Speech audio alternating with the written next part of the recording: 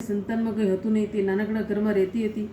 પારકાને ઘેર કામ કરીને તે પોતાનું પેટ ભરતી હતી. નવરાશ વખતે તે ભગવાનનું ભજન કરે, ભક્તિ કરે. એક દિવસ નગરમાં કથા બેઠી. સોનારણ રોજ કથા સાંભળવા જાય. એકવાર કથાકાર યજ્ઞનો મહિમા સમજાવવા લાગે. છેલ્લે કથાકાર બોલે, જેની પાસે યજ્ઞ કરવા દ્રવ્ય ન હોય તે શ્રમ યજ્ઞ અને સેવા યજ્ઞ કરી ફળ મેળવી શકે છે. સોનારણે મનમાં નિશ્ચય કર્યો કે મારે શ્રમ યજ્ઞ અને સેવા યજ્ઞ કરવો. ગામ બહાર આવેલા તળાવ આગળ એક મહાત્મા મઢુલી બાંધીને રહેતા હતા. તે સતત પ્રભુ ભક્તિમાં લીન રહેતા. તે મહાપવિત્ર અને ત્રિકાળ જીવન લાગતા હતા. તેમનું લલાટ જગારા મારતું હતું. તેમના દર્શનાર્થે નગરના સ્ત્રી પુરુષો અવારનવાર આવતા હતા.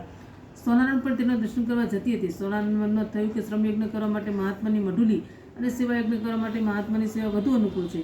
તે સૂર્યોદય પહેલા મહાત્માની મઢુલી ગઈ. મઢુલીની આસપાસ પડેલો કચરો સાફ કરી પાણી છાંટ્યું. પછી મઢુલી સાફ કરી બધું વ્યવસ્થિત ગોઠવી પાણીનું માટલું ભરી તે પોતાની રીતે ચાલી ગઈ. આ વખતે મહાત્મા મઢુલીમાં નહોતા. તેઓ તે સમયે જંગલમાં ફરવા ગયા હતા. થોડી વાર મહાત્મા આવે અને મઢુલીની આસપાસ જગ્યા સ્વચ્છ બનેલી જોઈ. તેના ઉપર પાણીનો છંટકાવ થયેલો જોઈ વિચારો પડી ગયા. મઢુલીમાં દાખલ થતાં મઢુલી સ્વચ્છ અને વ્યવસ્થિત લાગી. પાણીનું માટલું ભરેલું જોયું. આ બધું જ તેમના આશ્ચર્ય પાર ન રહ્યો. સોનારણ ચતુર હતી. તે રોજ વહેલી સવારે જ્યારે મહાત્મા જંગલમાં ફરવા ગયા હોય ત્યારે મઢુલી આવી બહાર અને અંદર સ્વચ્છ કરી હતી. મહાત્મા જ્યારે બહારથી આવતા ત્યારે સફાઈ જોઈ તેઓ અચંબમાં પડી જતા. મનોમન તેઓ આ કાર્ય માટે કરનારને આશીર્વાદ આપતા. મહાત્મા રોજ વિચાર કરે છે કે દરરોજ કોણ આવીને આ બધું કરી જાય છે. એક દિવસ મહાત્મા સંતાઈને ઊભા રહ્યા. સોનારણે આવીને બધું કામ પતાવી જવા લાગી ત્યારે મહાત્માએ તેને રોકીને પૂછ્યું, બેન તું કોણ છે? શા હેતુથી મારી સેવા કરે છે? સોનારણ પોતાની ઓળખાણ આપીને પોતે કરેલા સંકલ્પની વાત કરી ત્યારે મહાત્મા બોલ્યા, કાલથી પુરુષોત્તમ માસ શરૂ થાય છે. તું અધિક માસનું વ્રત કરજે અને સાથે સાથે ગાયની સેવા કરજે. તને દરરોજ એક અશ્વમેઘ યજ્ઞનું ફળ પ્રાપ્ત થશે. આમ તું આખો મહિનો ગાય માતાની સેવા પૂજા કરીશ અને પૂર્ણ શ્રદ્ધાથી વ્રત કરીશ તો તને 30 અશ્વમેઘ યજ્ઞનું ફળ પ્રાપ્ત થશે. અધિક માસ શરૂ થતાં સોનારણે પૂર્ણ શ્રદ્ધા સાથે ગૌવ્રત શરૂ કર્યું. તે પ્રાતઃકાળે નદીએ નાવા જાય, કાંઠા ગોરમાનું પૂજન કરે, કથા વાર્તા સાંભળે, ગાયને નવરાવે, કપાળે ચાંદલો કરે, તેને લીલું ઘાસ નાખી એકટાણું કરીને પોતાની શક્તિ મુજબ બ્રાહ્મણને દાન દક્ષિણા આપે.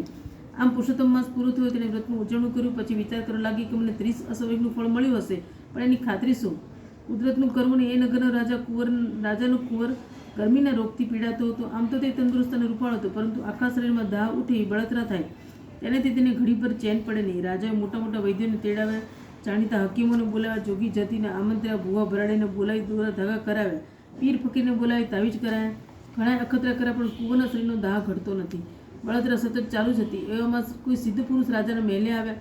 રાજાએ પોતાના કુંવરને બતાવ્યા. સિદ્ધ પુરુષે કુંવરની કપાળની રેખાઓ જોઈને કહ્યું, રાજવી, તમારો કુંવર કોઈ દવાથી સારો થશે નહીં, મંત્ર તંત્રથી સારો થશે નહીં, પરંતુ કોઈ વ્યક્તિએ તેને 5 અશ્વમેઘ યજ્ઞનું ફળ અર્પણ કરે તો કુંવરનો દાહ મટે, કેમ કે તમારો કુંવર પૂર્વ ભવના શ્રાપના કારણે દાહની પીડા ભોગવી રહ્યો છે. સિદ્ધ પુરુષ તો રસ્તો દેખાડી ચાલ્યા થયા. રાજાએ તરત પ્રધાનને બોલાવ્યા અને કહ્યું, આખા નગરમાં ઢંઢેરો પીટાવો કે કોઈ 5 અશ્વમેઘ યજ્ઞનું પુણ્ય કુંવરને અર્પણ કરે તો શરીરનો દાહ મટાડે. જે કોઈ આ કાર્ય પાર પાડશે તેને રાજા તરફથી સારી બક્ષિસ આપવામાં આવશે. 2 દિવસથી નગરમાં ઢંઢેરો પીટવામાં આવ્યો, છતાં કોઈ રાજા પાસે આવતું નથી. રાજા રાણી નિરાશમાં ડૂબી ગયા હતા. તેમને કોઈ રસ્તો સૂચતો નથી. ઉડતી ઉડતી આ વાત સોનારણના કાને પડી. તેણે સાંભળ્યું કે જે કોઈ 5 અશ્વમેઘ યજ્ઞનું ફળ કુંવરને આપે તો તેનો દાહ સમે. આ વાત સાંભળી સોનારણને વિચાર આવ્યો કે પહેલાં મહાત્માની વાતની ખાતરી કરવાનો આ અવસર છે.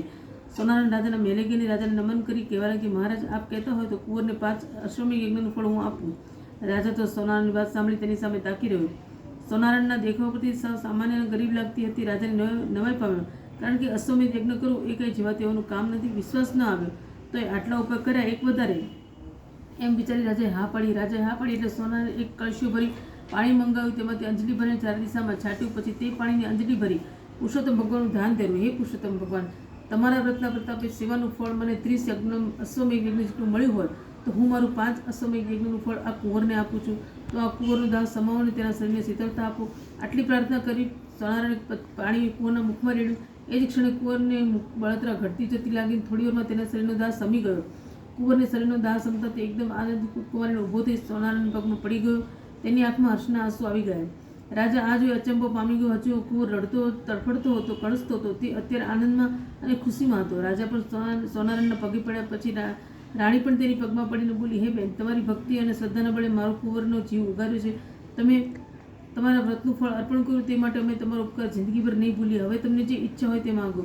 તમે જે માગશો તે અમે તમને અવશ્ય આપશું. સોનારણ કહે, હે રાજન, હે રાણીબા, પુરુષોત્તમ ભગવાનની મારી પર કૃપા છે. ભગવાને જે કંઈ આપ્યું છે તેનાથી મને સંતોષ છે. મારે કંઈ જોઈતું નથી. મારી ઈચ્છા છે કે તમે અને રાણીબા આજીવન પુરુષોત્તમ વ્રત કરવાનો દ્રઢ સંકલ્પ કરો અને ગૌ સેવા કરો. એમાં જ બધું કલ્યાણ છે. તે જ ક્ષણે રાધારાણીએ પુરુષોત્તમ વ્રત કરવાનો અને ગૌ સેવા કરવાનો સંકલ્પ કર્યો. બોલો પુરુષોત્તમ ભગવાન કી જય. અચ્યુતમ કેશવમ શ્રી રામ નારાયણમ શ્રી કૃષ્ણ દામોદરમ શ્રી વાસુદેવમ હરે શ્રીધરમ માધવમ શ્રી ગોપિકા વલ્લભમ શ્રી જાનકી નાયકમ શ્રી રામચંદ્રમ હરે. કૃષ્ણ દેવ કી જય. કૃષ્ણ કનૈયા લાલ કી હે પ્રભુ પૂર્ણ પુરુષોત્તમ ભગવાન સૌનું કલ્યાણ કરજો. ઘણા